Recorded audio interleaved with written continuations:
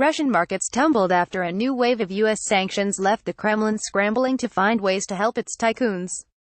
Moscow traded stocks headed for their biggest drop in 4 years, and the ruble slumped the most in the world after the U.S. slapped new sanctions on billionaires. Targets include aluminium king and close Vladimir Putin associate Oleg Deripaska, who saw the value of his biggest company plunge as much as 50%. The Russian government has tried to provide reassurance that it will protect them. But even its stable of well-capitalized state-controlled banks may not be willing to take the risk of continuing to do business with the industrial giants targeted by the U.S. on Friday. Moscow is focusing its efforts on Mr. Deripaska and fellow billionaire Viktor Vekselberg, but hasn't settled on what form aid will take, according to a senior official involved in the process.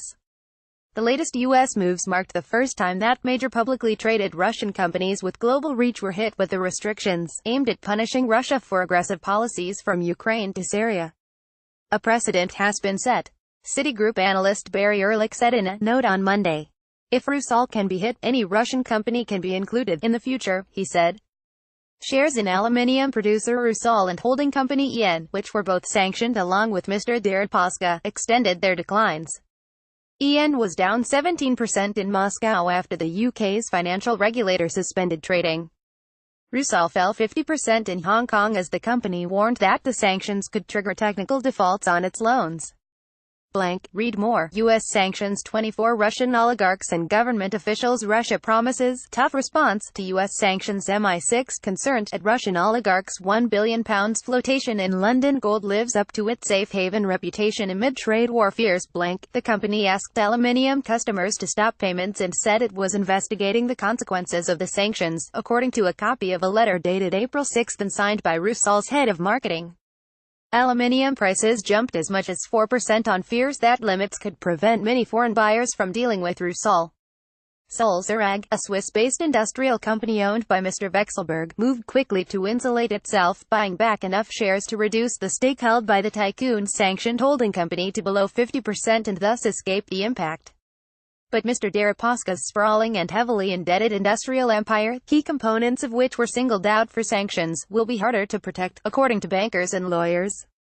The Kremlin will apply the "we do not give up our guys" rule in response to American sanctions and will try to help Deripaska's business to survive. Kirill Chuiko, chief of research and BCS Global Markets, said by phone. But that will be difficult to do, as even state banks can't really help Rusal or EN, or they may be sanctioned in return. A sale that took the companies out of Mr. Deripaska's hands also wouldn't necessarily solve the problem, since they were specifically sanctioned by the U.S., according to Mr. Chuiko. Rusal and EN could default even on debt held from domestic banks as well as on a debt on bonds and pre-export financing. Rusal can't pay interests in dollars as such operations go through American banks and will be blocked, Igor Fedorov, analyst at Ing Bank in Moscow, said by phone. EN, Mr. Deripaska's main company, had about $13 billion gross debt at the end of 2017, including Rusal's. About 90% of the aluminium company's $8.5 billion debt is dollar-denominated. Sberbank, VTB and Gazprombank are among its biggest lenders, while it also debuted with yuan Eurobond issues last year and has a pre-export financing facility from a group of international banks that is also serviced in dollars. Mr. Chuiko of BCS said the government would likely have to turn to banks with no U.S. exposure, such as sanctioned lender Vneshekonombank or banks operating in Crimea, which is also subject to U.S. restrictions. They have nothing to lose, he said. The conversion of Promsvizbank, a leading private lender that is being nationalized, into a bank for the defense industry could be a template on how to avoid violating sanctions. Sberbank is transferring its defense assets to Promsvizbank to protect against a U.S. law that mandates measures against companies doing significant business with the military. One source of funding that's likely to remain for Mr. Deripaska is the dividend flow from Rusal's 28% stake in MMC Norilsk, which is paid in rubles through a Russian depository. But the sanctions are likely to mean the end of Mr. Deripaska's latest bid to challenge rival oligarch Vladimir Putin's control over Norilsk. The press services of Mr. Deripaska, Mr. Vekselberg and Sberbank did not respond to messages seeking comment. VTB declined to comment.